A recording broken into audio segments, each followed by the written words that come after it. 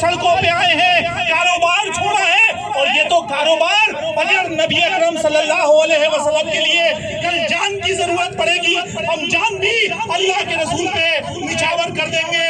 یہ وہ لوگ ہیں، اس لیے میں سارے بھائیوں سے درخواست کرتا ہوں، آئیے مل کر احتجاج کیجئے، مل کر احتجاج کیے۔ یہ ہمارے اوپر نبی اکرم صلی اللہ علیہ وسلم کی محبت کا تقاضا ہے۔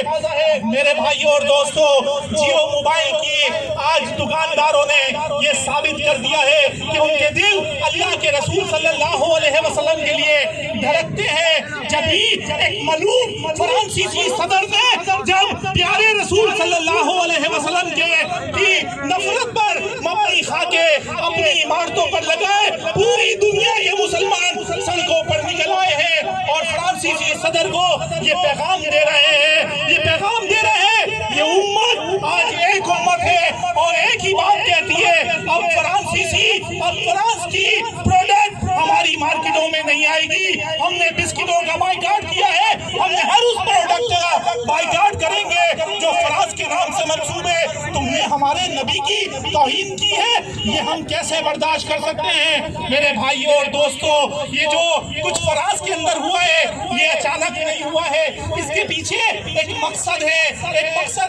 اس صدی کے آغاز کے اندر جب یہود و نصارہ اور یہ انگریز جمع ہوئے، انہوں نے دیکھا کہ پوری دنیا کی معیشت ہمارے پاس ہے، پوری دنیا کی ٹیکنالوجی ہمارے پاس ہے، فوج ہمارے پاس ہے، لیکن کیا ہو رہا ہے کہ دنیا میں جو سب سے تیزی سے مذہب پھیل رہا ہے وہ اسلام پھیل رہا ہے۔ دنیا میں سب سے زیادہ اگر کسی سے عقیدت بڑھ رہی ہے تو محمد صلی اللہ علیہ وسلم سے عقیدت بڑھ رہی ہے۔ وہ پریشان ہو گئے، ہم نے تو بے حیائی کا طوفان پھیلا دیا، ہم نے تو مسلم ممالک کے حکمرانوں کو خرید لیا، ہم نے IMF اور ورلڈ بینک کے ذریعے ان کے اوپر معاشی طور پر جگہ بندیوں میں ڈال دیا، لیکن اسلام پھل پھول رہا ہے، اسلام کے چاہنے والے دن بدن اضافہ ہو رہے ہیں۔ وجہ کیا ہے؟ سوچ و بچار میں لگ گئے، تحقیق کرنے لگے اور پھر ایک نقطے پر متفق ہوئے۔ انہوں نے کہا کہ ضرور ٹیکنالوجی ہمارے پاس ہے، ایٹمی قوت ہمارے پاس ہے، معاشی طاقت ہمارے پاس ہے، لیکن مسلمانوں کے پاس جو طاقت ہے وہ ایٹمی ٹیکنالوجی سے بڑھ کر ہے، وہ معاشی طاقت سے بڑھ کر ہے۔ وہ طاقت کیا ہے؟ وہ محمد صلی اللہ علیہ وسلم کی محبت ہے جو ان کے دلوں میں بستی ہے۔ ان کے گھر جب کوئی بچہ پیدا ہوتا ہے یہ دیکھتے ہیں اللہ کے رسول نے کیا کیا تھا، پھر کان میں اذان دیتے ہیں۔ جب یہ خاندان بناتے ہیں تو نکاح پڑھتے ہیں، اور نکاح من سنتی، اللہ کے رسول صلی اللہ علیہ وسلم کے احکامات کے مطابق اپنے خاندان بناتے ہیں۔ یہ محبت جب تک کہ مسلمانوں کے دلوں میں کم نہیں ہوگی، جب تک کہ یہ حلال اور حرام نبی اکرم صلی اللہ علیہ وسلم کے طریقے میں دیکھیں گے، اس وقت تک ہم مسلمانوں کے اوپر غالب نہیں آ سکیں گے۔ پھر کیا کیا؟ پھر انہوں نے دنیا بھر کے پینٹروں کو جمع کیا، آرٹسٹوں کو جمع کیا اور کہا کہ اب اپنے قلم کو نبی اکرم صلی اللہ علیہ وسلم کی توہین کے لیے استعمال کرو۔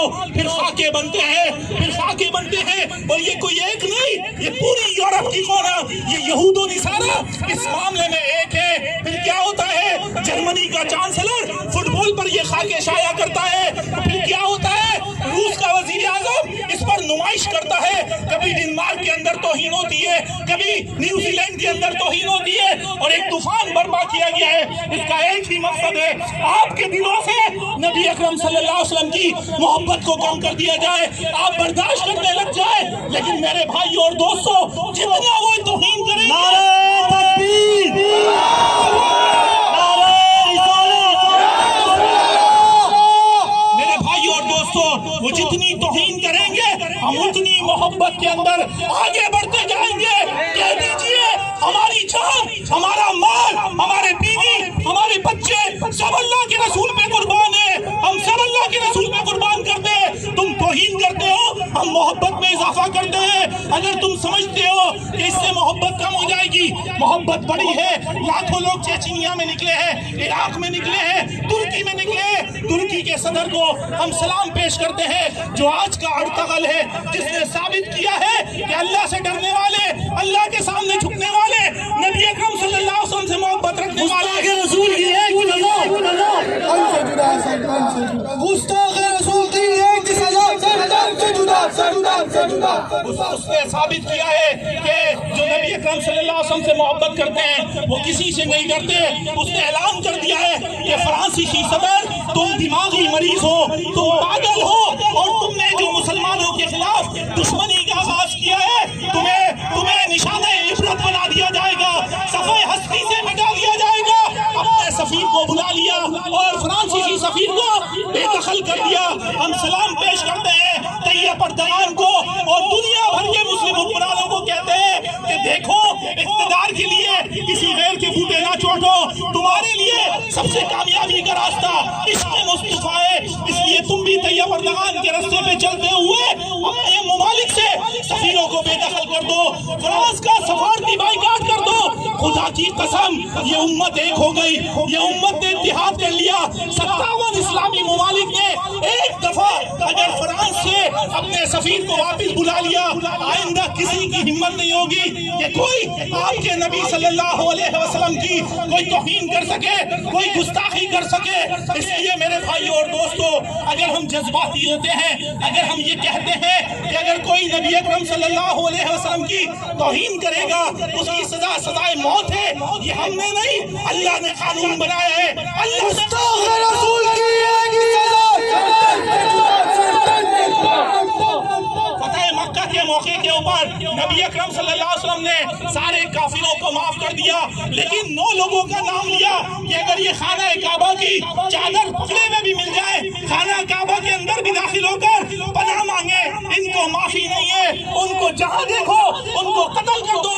یہ 9 لوگ وہ تھے جو آپ کی توہین کرتے تھے, آپ کی ہجو کرتے تھے, آپ کی تذیق کرتے تھے. اللہ کے رسول نے کہا ان کو کوئی معافی نہیں ہے, جو میری توہین کرتا ہے ان کو سزائے موت کا اعلان کر دیا.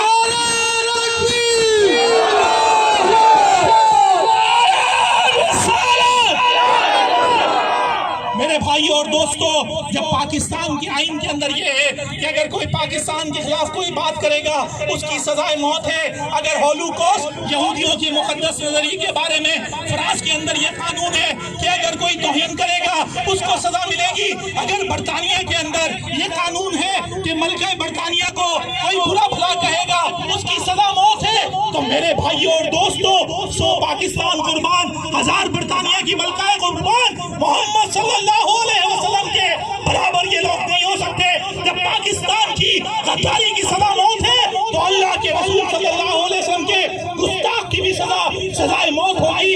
اس لیے ہم پاکستان کے حکمرانوں سے کہتے ہیں کہ تم ختم نبوت کے قانون پہ ڈاکہ ڈالنے کی کوشش نہ کرو.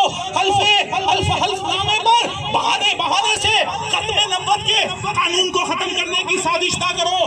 اگر تم نے سابقہ حکمرانوں کی طرح قادیانیوں کو مسلمان ثابت کرنے کی کوشش کی, اور جس طرح ممتاز قادری کو سابقہ حکمرانوں نے شہید کیا ہے, ان کا انجام دیکھ لو, تمہارا بھی پھر یہی انجام ہوگا. اس لیے آج جیو موبائل کے سامنے یہ مجمع جو کھڑا ہوا ہے اس بات کا اعلان کرتا ہے کہ ہم ختم نبوت کے قانون کے محافظ ہیں.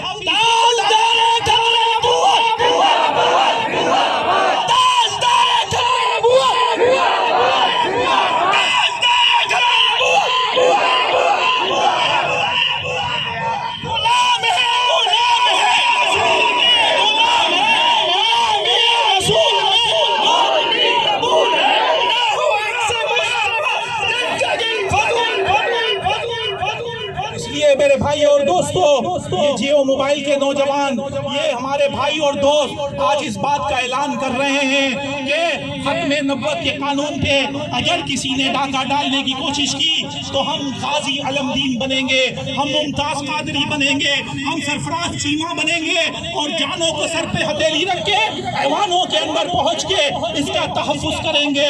ہم اس پہ کوئی